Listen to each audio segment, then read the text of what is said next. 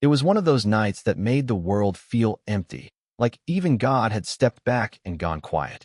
Snow came down heavy and steady, thick enough to swallow the highway whole. Headlights faded fast, cars disappearing almost as soon as they passed, until everything looked like a frozen white wasteland with no end in sight. I wasn't there myself, but this story starts inside a small place called the Pinewood Diner. That's where a young waitress named Emily Carter stood near the front window, her eyes worn out from long shifts and longer worries.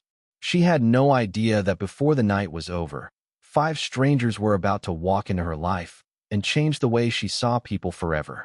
When the diner door finally groaned open, a blast of freezing wind rushed inside like it was alive. The folks who stepped through didn't look real at first. They looked like something pulled straight out of an old legend.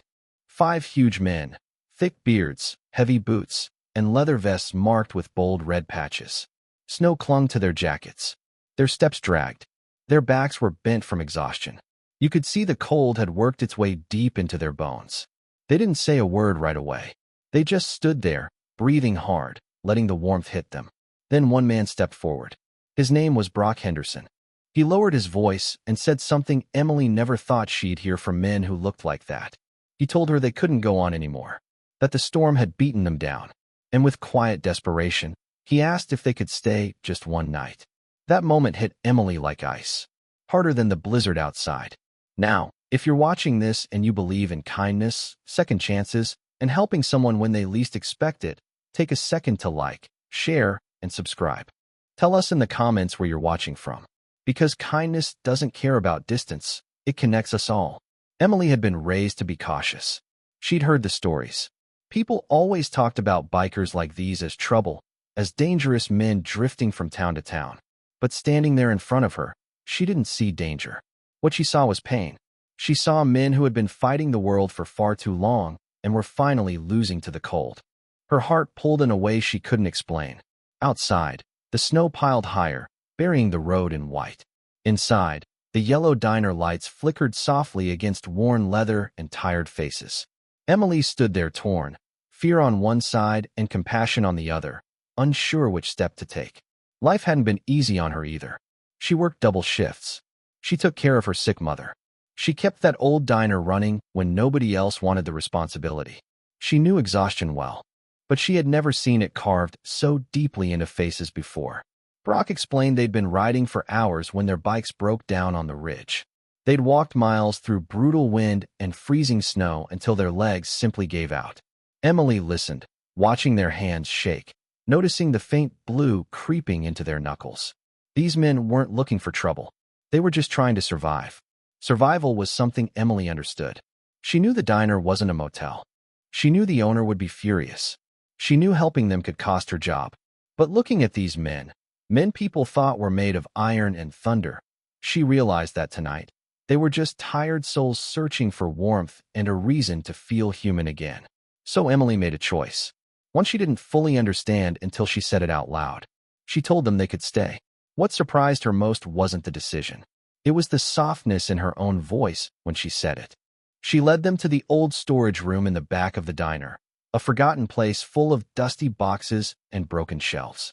She cleared space, brought blankets from her car, heated water so they could thaw their frozen hands, and cooked hot soup using food she'd saved for her own family.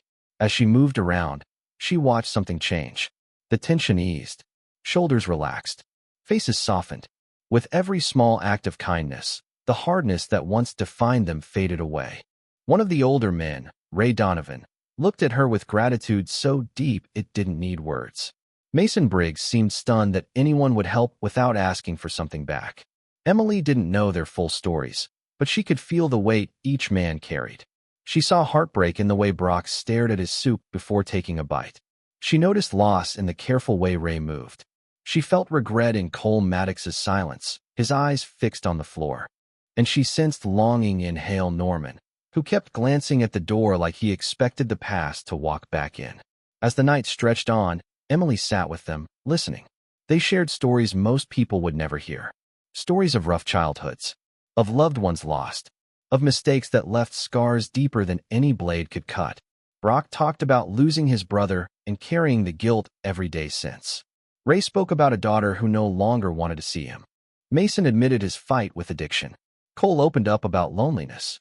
Hill confessed he'd been battling his own anger for far too long. These weren't men made of steel. They were men who had survived storms far worse than the one outside. Somewhere between quiet confessions and flickering lights, Emily realized something that stayed with her. People judge fast, by patches, by clothes, by appearances. But kindness has a way of stripping all that away and showing the truth underneath. By helping them, she found strength she never knew she had. And by being helped, the bikers found a softness they thought the world had taken from them for good. Morning arrived quietly. The storm was gone. The highway lay buried but peaceful.